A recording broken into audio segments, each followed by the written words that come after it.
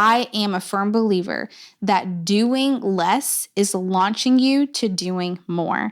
And I say that because I think right now you are probably focused on doing all of the things, getting all of your to-do list items checked off, right? Like you're trying to, go to this networking event, be involved in the community, go to work, do the job, do the podcast. Like you're trying to do all these things, hang out with friends, be in a relationship.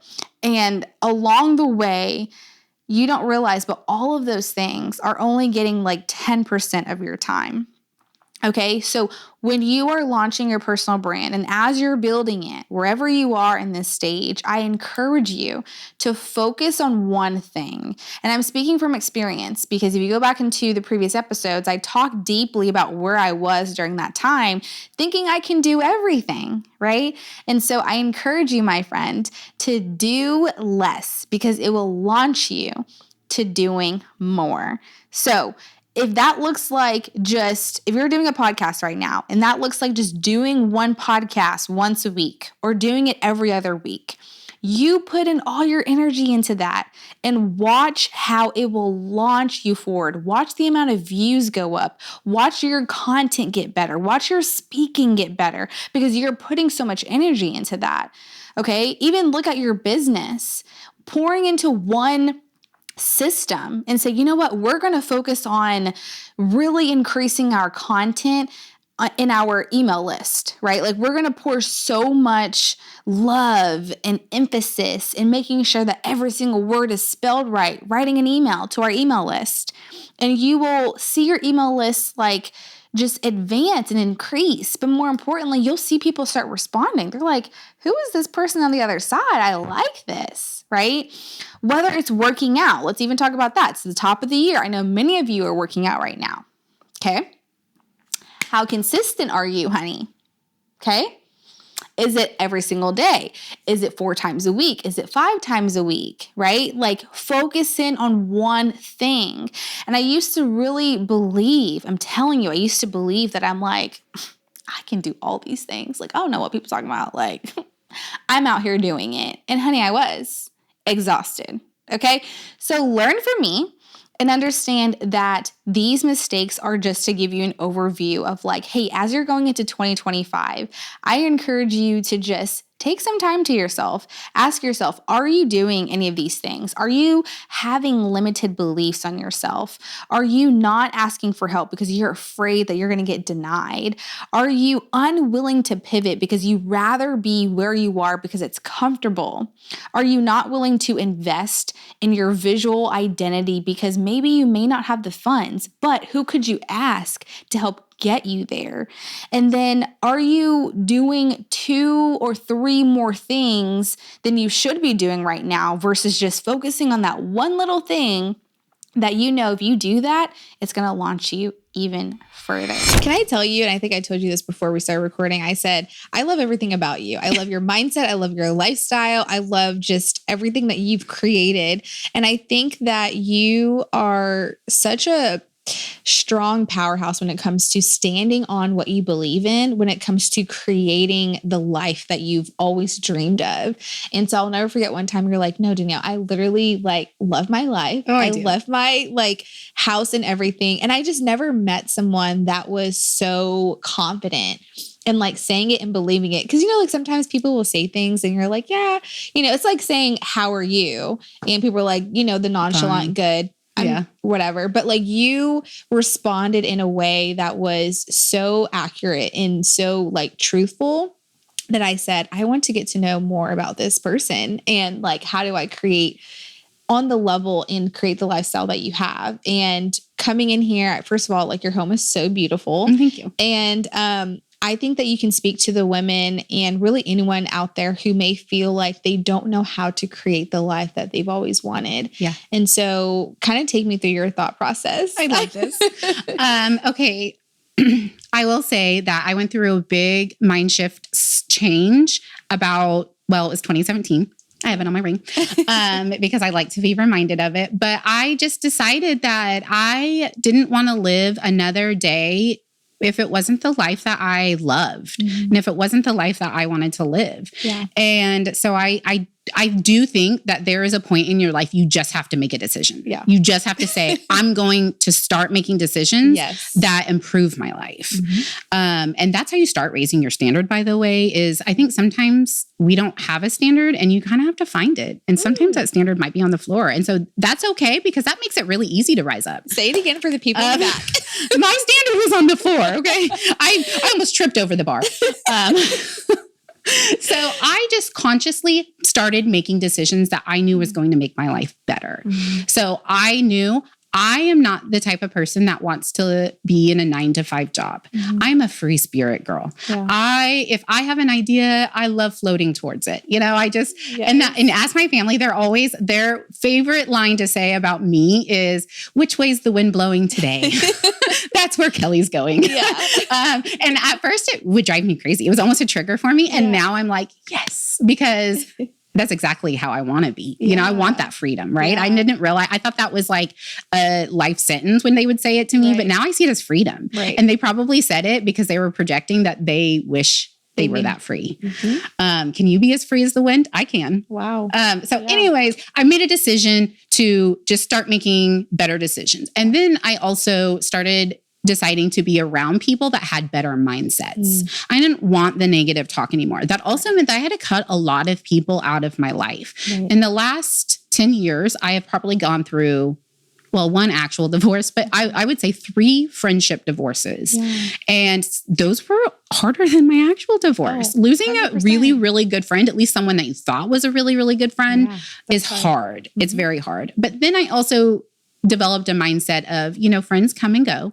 I always say friends can be there for a reason, a season, or a lifetime. And so you just kind of have to look at each friend differently and understand what that relationship is. I also decided to just throw away the rule book that society gives you when you're like going into your adulthood. You know, here's the rule book. This is what you need to follow. You need to get married. You need to have kids. You need to have a secure job. You need to do all of these things. You know, you can't stay stuck in this whole like lifestyle of suffocation. Cycle. It's a cycle. And we can get even deeper into the fact that I truly believe that it is a society cycle that they want you to get stuck in because you buy their medicines, you buy their things, you buy their makeup, you buy the clothes that are trending. And so they want you to stay in this cycle. They really do. And so once you become aware, like that's just the first step. You start becoming aware and you're like, wow, that's weird. Wow, that's weird. And then you start questioning. Like the awareness is truly the first step. And I know that's what they always say, but it was so eye-opening.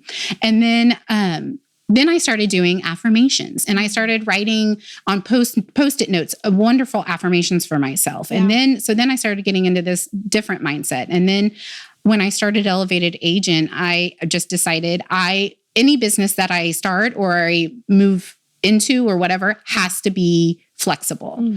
And so now anytime I have an idea for a business, if it is something that ties me down, no. And I have people around me that tell me no.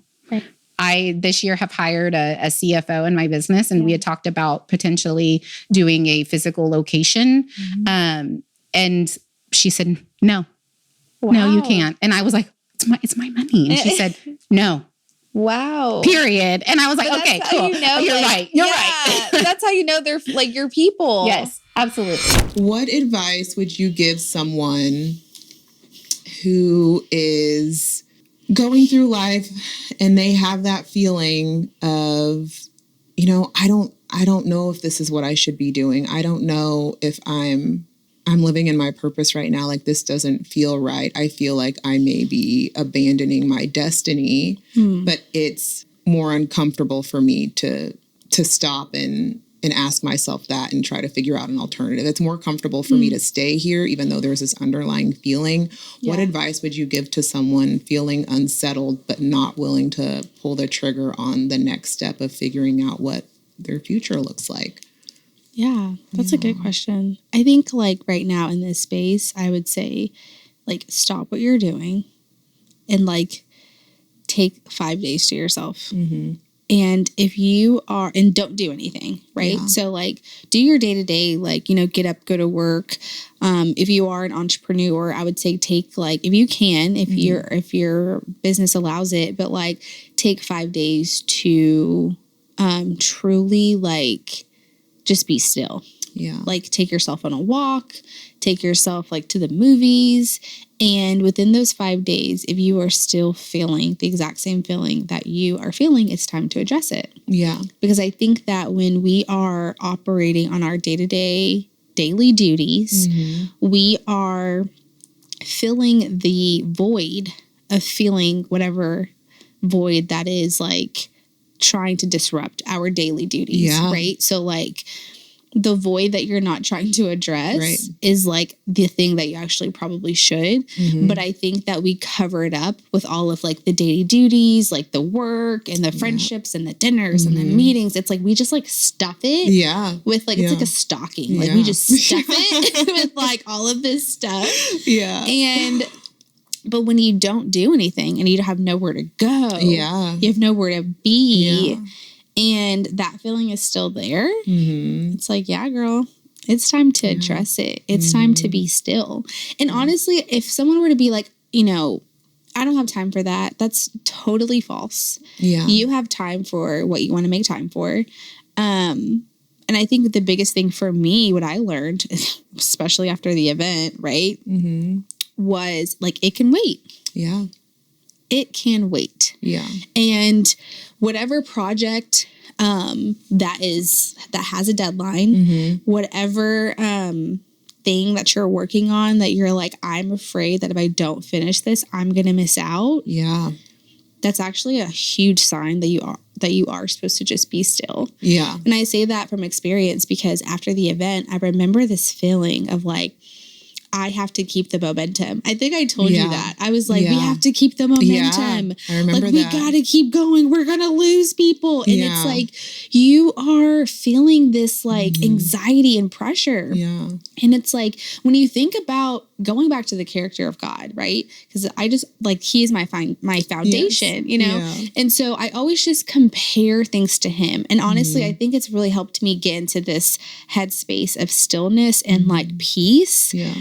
Because if we can compare it to the word, then if it's not like him, then you are now comparing it to worldly things.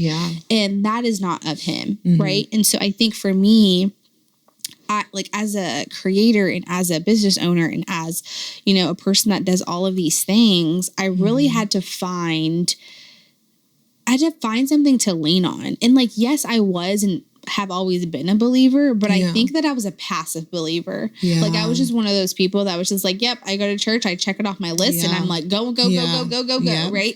But it's like, you have not found time to like be still, you know?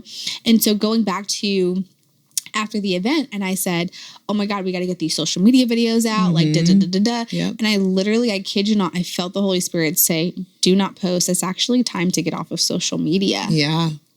What? You're telling me I had the most successful day event.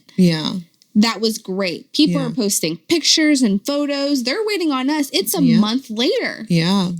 What? My like perfectionist brain was going insane. I was like, what do you mean we have to get off social media? Right? You're at war with yourself. I was at war. And I literally just kept feeling like the Spirit said, like, get off social media. It can wait. It's not going anywhere. You know what I mean? And it was honestly that was like the most disruptive thing I've ever done. And it sounds crazy. But it's like when you're in a person that has an agenda, that's like, I got to get things done. It was like a foreign language to me. I was like, what do you mean? But it was so funny because like after that and still like, I think it was like a month and a half or 2 months later, like we posted it and it was like, we didn't miss out on anything. Nothing. We got the same feedback we were going to get. Whoever was meant to see it, saw it. Whoever didn't. Like, and I think it just goes back to releasing control. So when I say that if you're a person searching for purpose and you need help and you're trying to avoid what has been showing up, I encourage you to rest and be still.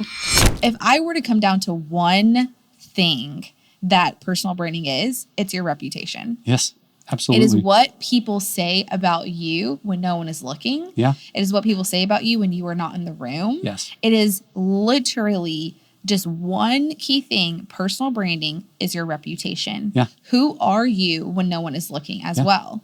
And what are people saying about you when you're not around? But the interesting thing too, Anthony, that I really wanted to share was when I looked into personal branding, because I was like, I really want to know like the Google version of what personal branding is. And it literally was defined as the process of intentionally defining and promoting one's identity, values, and skills to the public. And interestingly, I'm like, okay, as I'm Googling, I see this other like definition that pops up from Harvard, and it says, I kid you not, an intentional strategic practice in which you define and express your own value proposition. So how are you being intentional, right? As you're showing up in the world, and everything that you do is your personal brand. Everything, how you treat people, how you communicate to people, how you show up, how you appear, how you dress, like you are sending a message. And so I think it's important that we all take time and identify, what is my personal brand? Well, it's interesting. So I read a book a while back ago by Damon John, and it was on negotiations. Well, he was talking about the power, I think it was called Power Broker or something like that. And the way he says is 90% of negotiations happen before you ever show up to the table. 100%. Right. And so what he goes into is reputation. I mean, he hammers on reputation. So whether you're working for yourself as a business, or you're trying to build a business, or you're a corporation, or you're a employee or team member as a part of the business, is that everybody is looking you up to see who you are. You know, and so especially nowadays. Yeah, and what's funny like, is and what's really funny is that people get I would say lower thinkers about like this kind of thing. They're like, well, they shouldn't look me up on social media. That's my private Facebook. I'm like, if I'm an employer, I'm going to go hunt you down on social media, and I'm going to look up to see how you show up in the world. Right. Even before I meet people, like if I'm meeting a stranger or something, I'm like, what's your social media? That's right. And like, it's interesting because like that is the world and the day and age that we live in. It's kind of like a blessing and a curse, but it's also like, who are you on social media? Because there's so many facades and personas and masks that we meet. What do people call it? It's, oh my gosh, you're like the person that you show up as is coming to the surface. Like an avatar or something? Like an avatar, but like the person, your representative. Thank you, Holy Spirit. Your representative is what people are showing up as, but it's not fully who they are. It's like this masked version of themselves that they hope to be or wish to be, which is something that I read this morning in like the book by Joe Dispenza of like breaking the habit of being yourself. Is like the identity gap that we are all navigating is who you are versus like who you really want to be. Correct. And it's just interesting because I think a lot of us are living in that identity gap. We think that we're showing up as who we think we are, but who you really are in real life and in the physical realm is something completely different. Absolutely. And that, I was actually going to ask you that on the first part when you're saying being authentically you, I frequently have the argument with people. When I say argument, we're not really arguing, but it's like a debate or questions I ask. Much like with you and I are jamming, I'm like, is that really you? Or is that who you want people to see you as? Right? Because when they're talking about personal branding and they're like, oh, I want to be seen, but is that really you? Right? And it's okay if it's not. Right. But that's the question that people have to ask themselves. So going like through your steps to say, who am I really? Yeah. Again, it all goes back to confidence is going to create the clarity, which will enhance their message, which enhance like how they're showing up to everybody, whether you're business, corporate, whatever. When you are in the process of putting together, let's say your professional photos, your website, you are going to have to envision yourself in a new realm. Okay. It may sound different for many of you out there, but it definitely is true.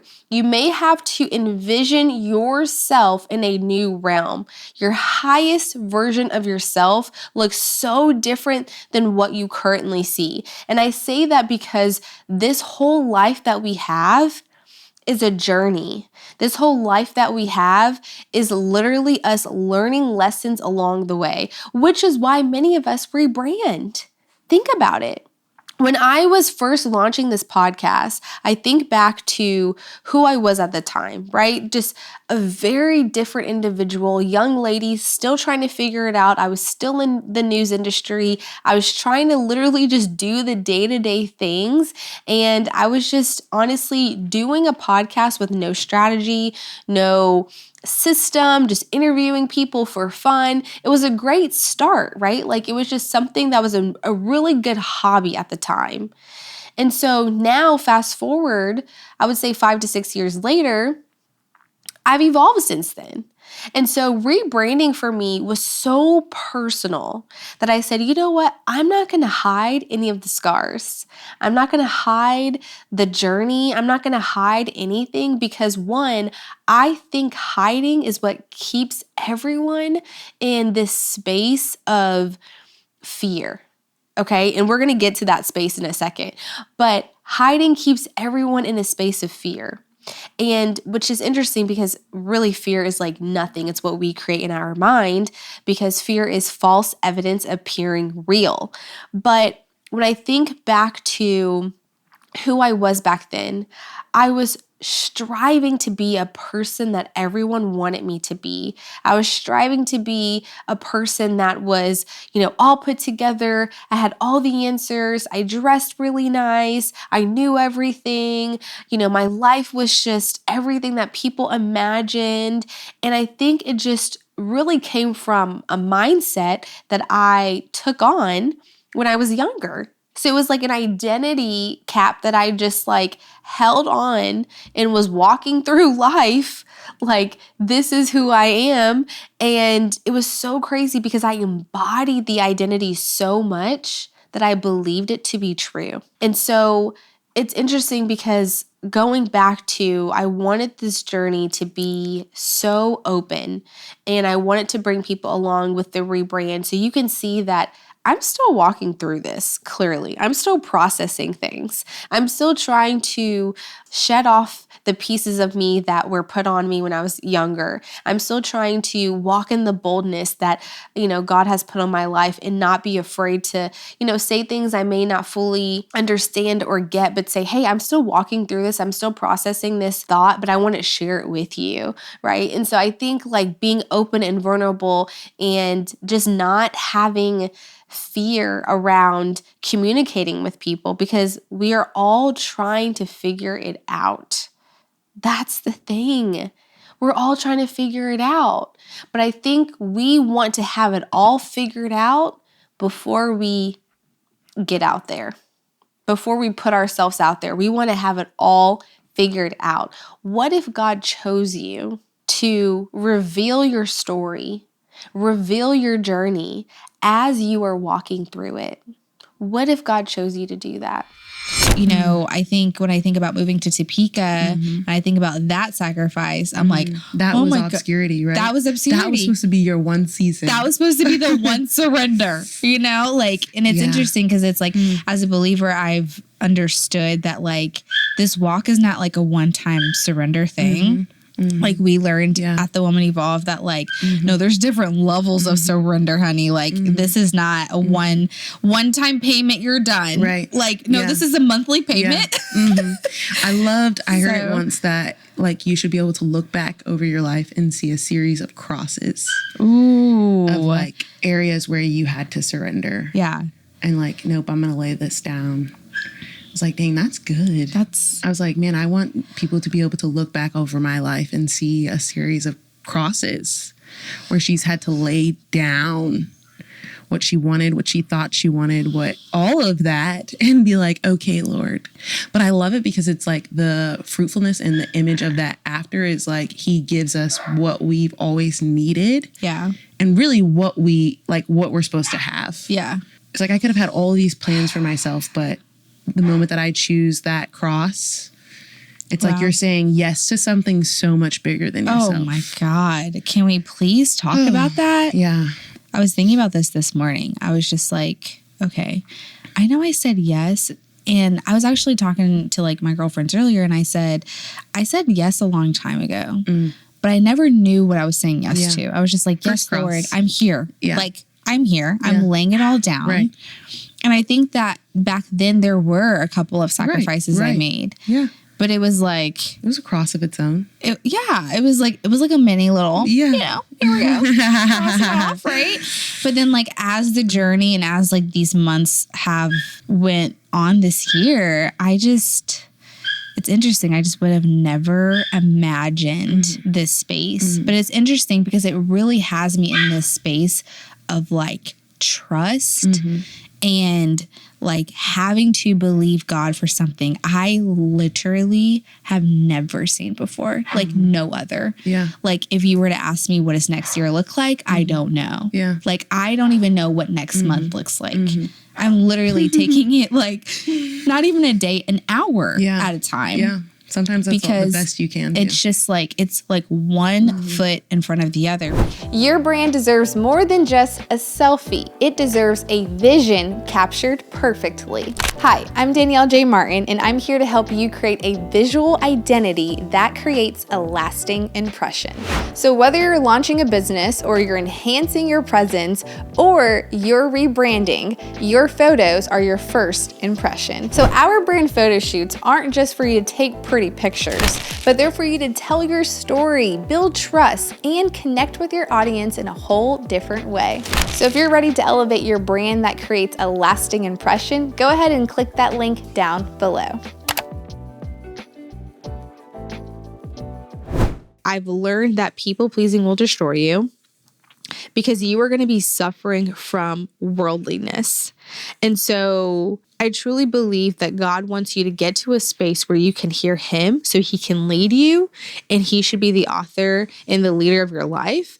But when you are moving according to man, and if you're moving according to what other people are telling you to do and saying, hey, you need to come to this thing, you need to come to that thing, you are going to be losing your voice. I didn't recognize that I was losing my voice until I got to a space where I was literally calling my friends and my partner for everything. And I was like, what do you think? What do you think? If you're in this space of like, what do you think? What do you think? What do you think? And you're not asking yourself and God first, like that is a space where you're not taking ownership of your voice. Take some time. Get clear. Figure out what you like. Figure out what you don't like.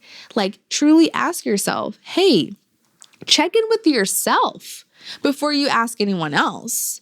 And so I think that was a space that I had to learn that like, dang, I need to like get my voice back. I need to like just, before I even make a decision, be still for 24 hours. Think about it, because I truly believe that like your feelings are just going to be up and down. So take time. I think that people are getting confused, especially when it comes to like marketing yourself, right? With like marketing your lifestyle, right? So I kind of came up with like these two different styles of marketing. I think there's a difference between lifestyle marketing and then generosity marketing, right? And so I think I would define lifestyle marketing as if you are trying to portray a certain lifestyle and you want people to know like, okay, this is what you need to do to get what I have today, right? Yeah. So it's kind of like manipulating people in a way where it's like, if you do what I just did, then look, you'll get to six figures, right? But it's like everyone's story is different versus like generosity marketing.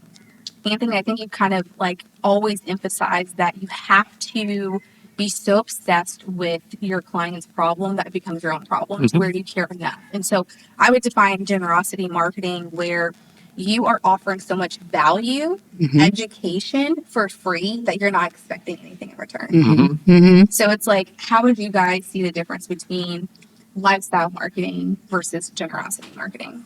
Ooh, yeah, that's a good one. I get asked that a lot. And I think, you know, starting a business, I mean, you two have businesses too. I get a lot of people ask me, how did you do this? How did you do that? And I would say that's tactics. Yeah. And it's great to say, I want what you have. I mean, Absolutely. I see people, I'm like, I would love to have that. What I encourage people though is to flip the script. I'm like, why do you want to have what I have? What about what I have is interesting to you? And, I think it's easy when you mention lifestyle. You want to emulate somebody's lifestyle, because I think sometimes we look at success, it's a tangible thing. I want to have that kind of car. I want to have that type of jewelry. I want to carry that kind of purse. I want to go on that type of trip. Okay. But why? Why do you want that? Is it because that's something that brings you joy? Or is that something you feel like you have to do that because that will get you there? And I feel like that's a little inauthentic. Yeah. So if we think about the generosity side of marketing, I know for myself as a business owner, as I've worked with other business owners, whether they're startup entrepreneurs or they've been in business for a while, where I see the biggest amount of success for them and me is if we come together, when we bring our strengths together. I'm like, I am bringing you some resources and tools, and I'm going to push you. And I'm going to have you dissect your business. And I want you to tell me all the areas, what you do well, what you're struggling with. And then we're going to bring in resources to build you up. Because I always tell my clients, and in a real estate format, I never want to put you in a real estate acquisition where you might have the money now, but that's not sustainable.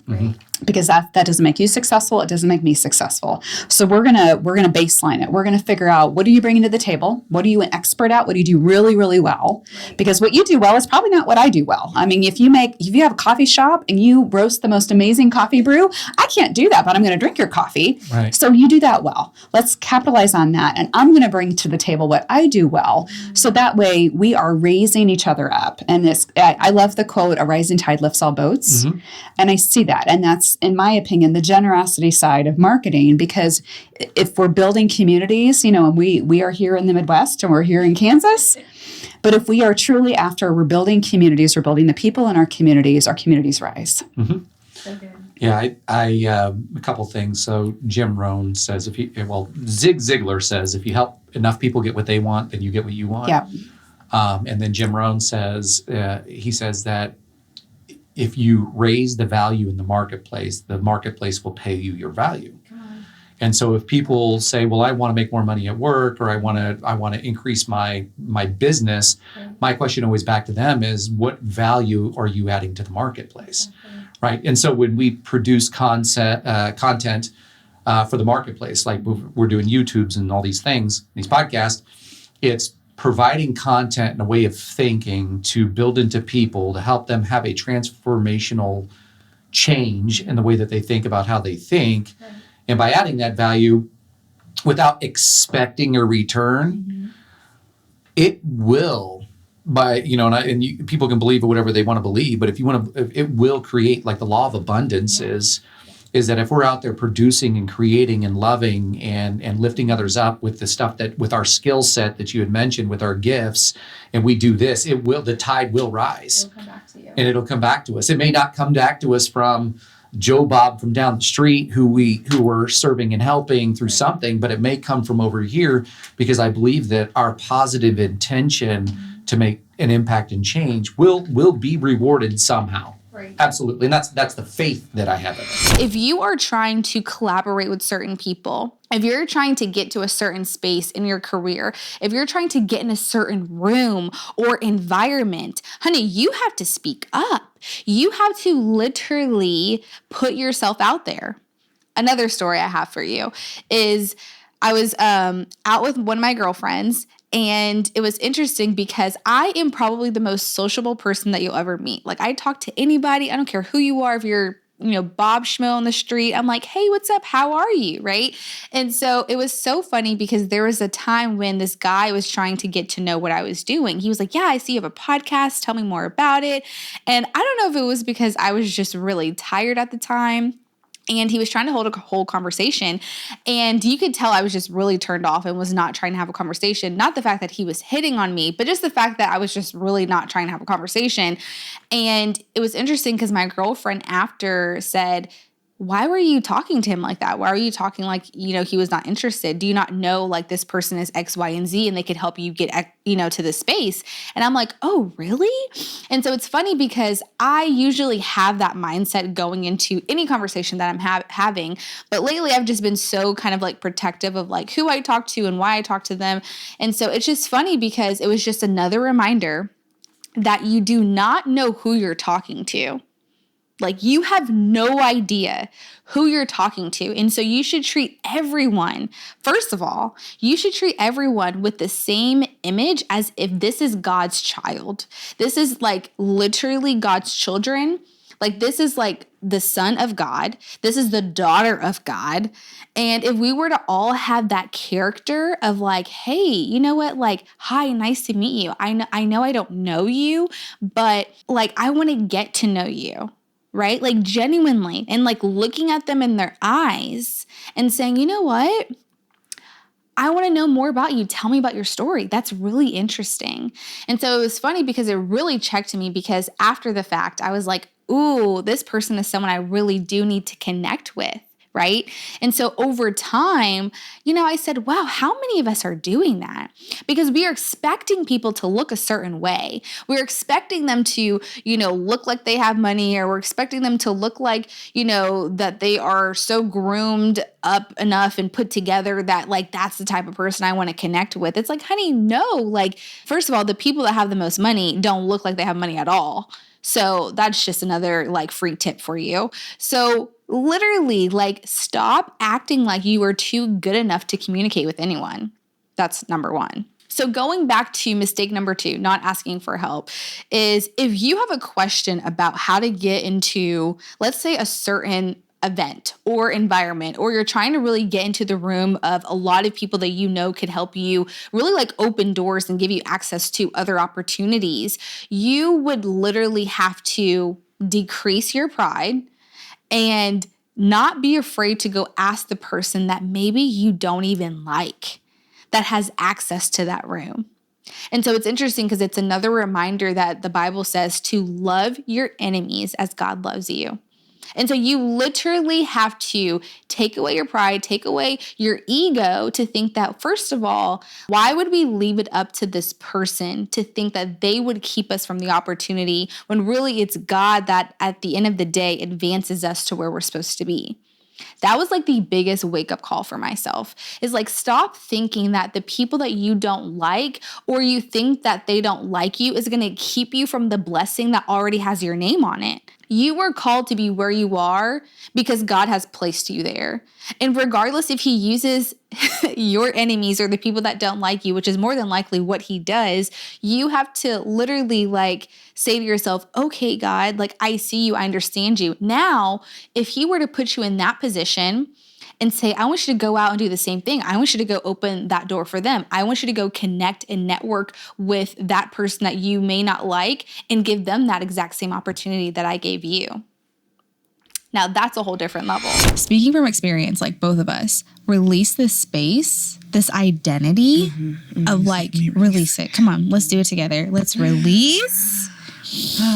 We're releasing perfectionism. Amen. Like, we're releasing performance. Let it go. Let it go. Let it go. It's going to hold you hostage. It is. And it no longer serves you down the line by pretending to be something you're not. And I think, like, let's even dive into, like, how do you know if you're like in performance? Like, how do you know if you are operating in your perfectionism? And I think for me, it was like, okay, if I'm operating from a space of like people pleasing, if I'm trying to, I talked about this earlier, but if I'm trying to adapt the language of the people I'm around, like say they're like speaking slang or they're cussing, and then I start cussing, you know what I mean? Like in that more space. so, like you're like really overexerting yourself on. Like you're trying to feel accepted, so you're like, yeah. And it's like, wait, what? You don't talk like that. That's not you. That's not you. Yeah.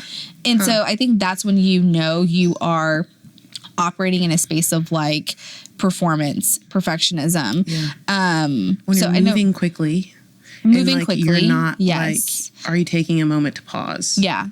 Like hustling. Yeah. Producing. For me, it was like, I think the performance piece for me was really from a space of like, we talked about it earlier, but like, you know, I was in cheer for like 12 years. And so I was always on stage. And then I went into TV. So I was always on the camera. And it was like, even in that space when I worked in the news industry, I remember I adapted this. Oh my God. Like you can go Google it. I don't care. But like, if you go find like my old videos, I remember like talking like this, like news anchor, like this is what they say, like how you have to talk. And I'm like, yeah, can you give us that?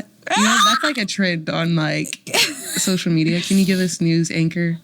How about you tell us the weather today is 95 degrees?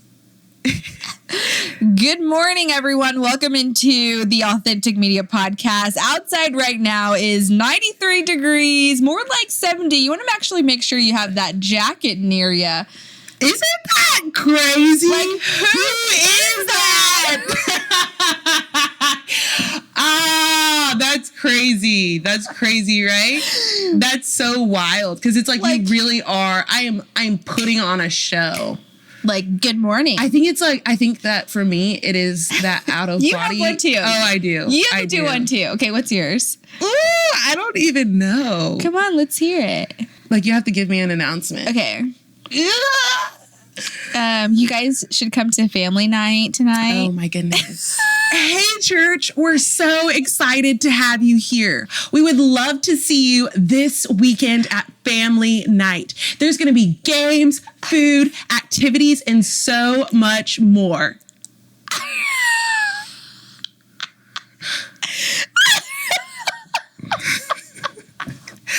That's it. And like you felt that through the camera. Right. You're coming to family night. Tell me why that was actually an announcement she's read before. Yeah, I have. Tell me. It came naturally. Yeah, I was like, okay. Yeah, but I think when you have out of body experiences and you see that and you're like, yes, like I can do that well for whatever purpose that is. And it does look good and it sounds good and people are excited to come. No. But it is just like, what are we doing? What are we doing? Especially from your platform. Like, you know, it's one thing to be like a video announcement. Yeah.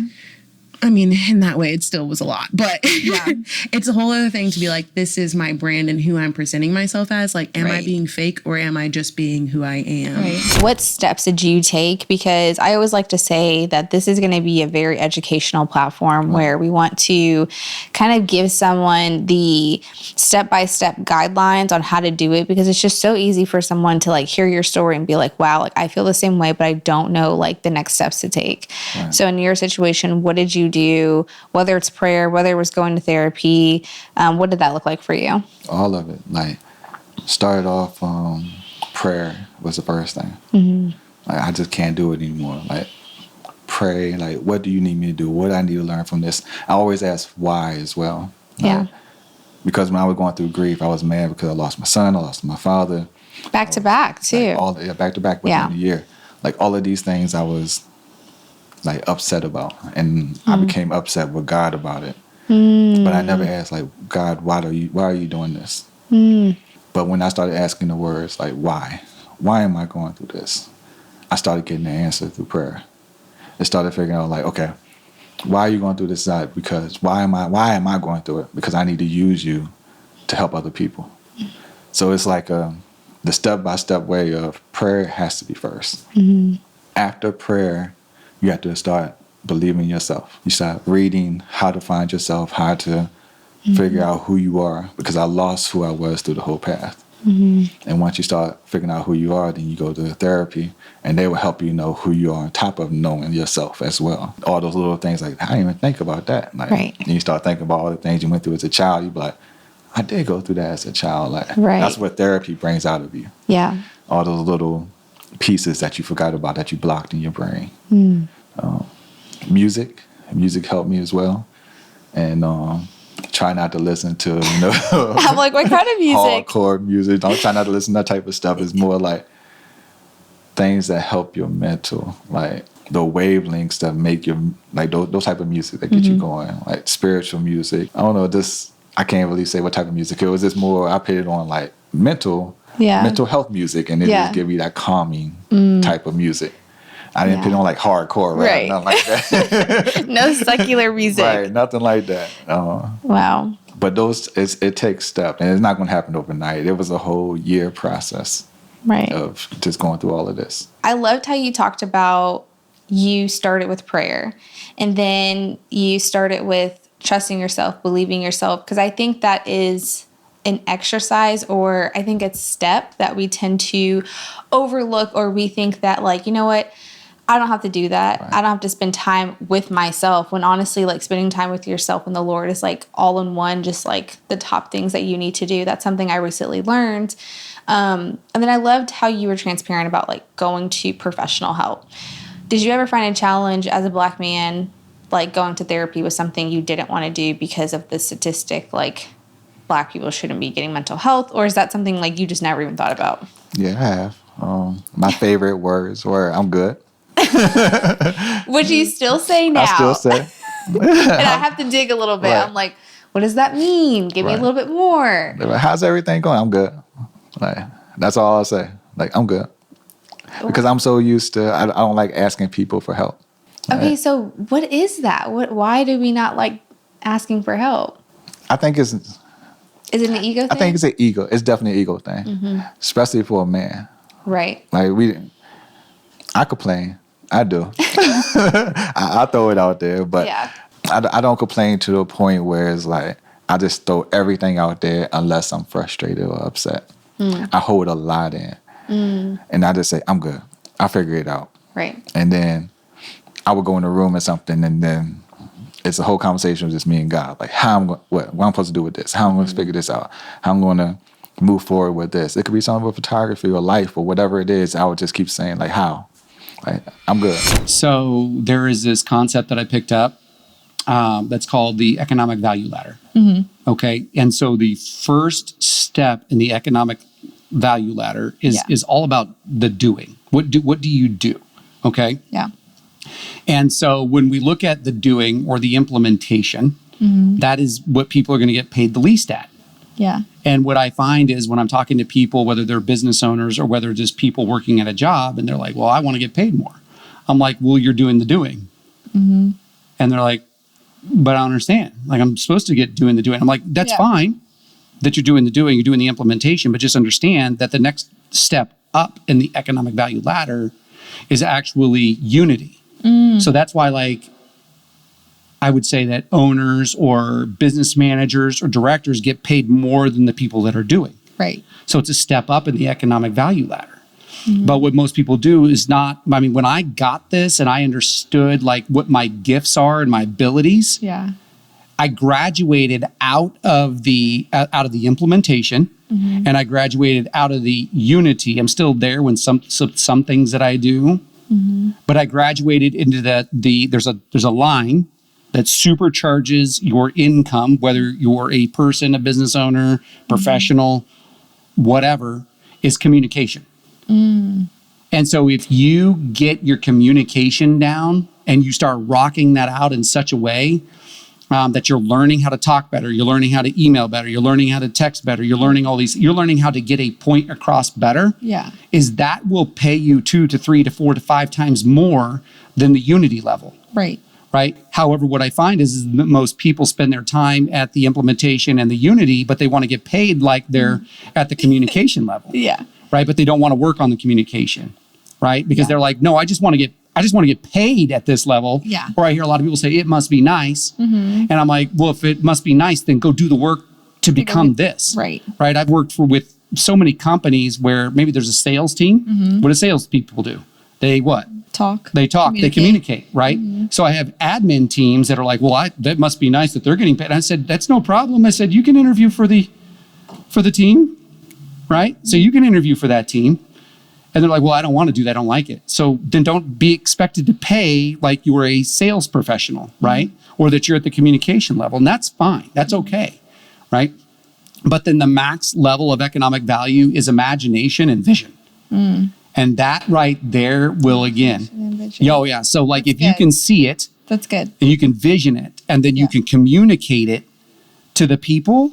Yeah. That's what's going to set you apart from anybody. Right. And so when I'm talking to people, like a business owner, I just had this conversation last week. Yeah. And I said, listen, you guys, I said, listen, and these are in this specific trait, this is a dentist I'm talking to. Mm-hmm. Okay. So dentists can earn a very good living, very, very good income at the implementation phase. Yeah.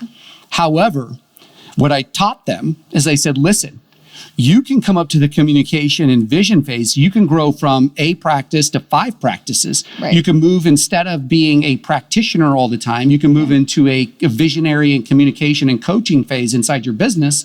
You can have other dentists come in and do the implementation. You can hire directors to be your unity people, your office managers. Right. That will grow your wealth and income exponentially. Anywhere usually between 5 to 8 times their valuation by making that transition. Yeah.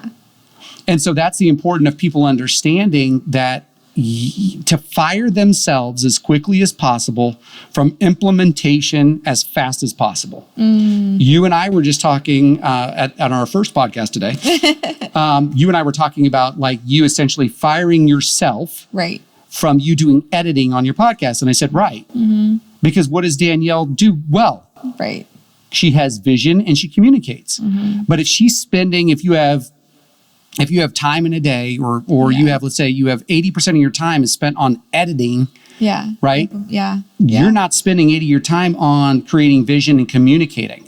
You're spending it on and you click, right? And I'm like The lowest value of economic value. And you're like, man, I've got this value. Like, how do I provide such value that I get paid for it?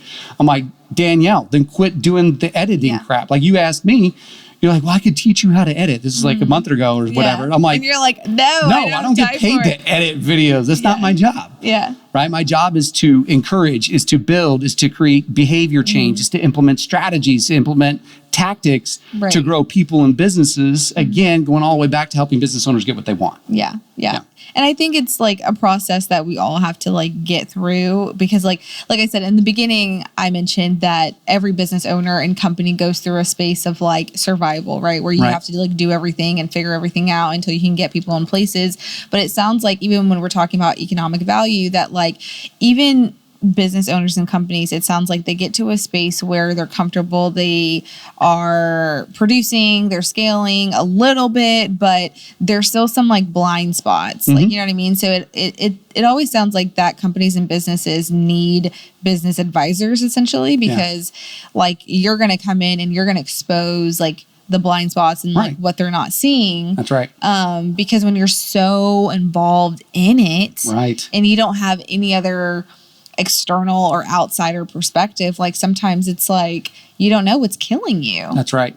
Yeah, coach operates, and I would tell you that coaches operate in people's blind spots. Yeah. So people are like, are you a consultant? No. Right. A consultant tells you what you should do. A coach helps you. Advises. Right. A coach helps mentor you and to ask the right questions about what you should do. Give suggestions, but at the end of the day, it's like you can do whatever you think is best for you. Right. But yes, I definitely love that. Thanks for watching the Authentic Media Podcast YouTube.